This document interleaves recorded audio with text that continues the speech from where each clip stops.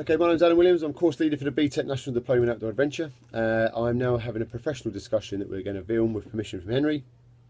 Yep. Good. And I'm going to ask him a series of questions to cover the pass criteria for leading land-based activities. So I'm going to get out of shot. So, Henry, can you tell me 4 roles of a leader? A role of leader is to coach, make sure everything's going on properly. They need to manage, so they make sure that the group is kept safe and everything's managed properly. They need to plan the sessions to make sure everything runs smoothly and you've got a standard operating procedure.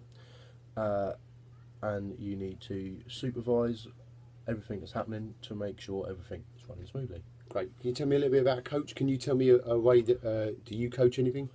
I am a level 1 paddle sports coach, so I coach children how to learn how to kayak and canoe, a little bit of stand-up paddleboarding. I'm also a level 1 snowboard instructor, so I teach ages from 11 above the beginning of snowboarding to learn how to do their basic turns and to get ready for the mountain. Fantastic. What can you tell me about being a manager of something like a snowboarding centre or a ski slope?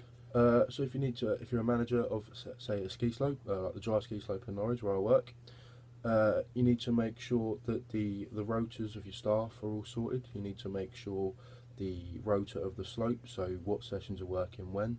Say, for example, when the skiers are on, when the snowboarders are on, when you're learning, when there's just open practice, and things like that. And then the other parts of the club, like the cafeteria, the bar, and make sure the office staff is working wonderful as well. Yeah, so like loads of team building, that kind of thing as well. Yeah. You need to make sure that the team you've got working for you are all happy. You need to make sure they're trained, make sure you get the team building working together to make sure that everything runs smoothly and there's no problems with your staff. Great. With each other. So you've kind of covered a plan in there as well. So if a manager looks after all that, what does the supervisor? So let's talk about like maybe a slope supervisor. What do they do? So the slope supervisor, for example, tubing, which is another thing that I do at the dry ski slope, is you need to supervise the session that's going on. You've got 3 people working underneath you. So you're supervising the session that's going on, making sure the customers are having fun, and supervising that everything is done properly and that everything's safe. Brilliant. Cheers, Henry. Well done.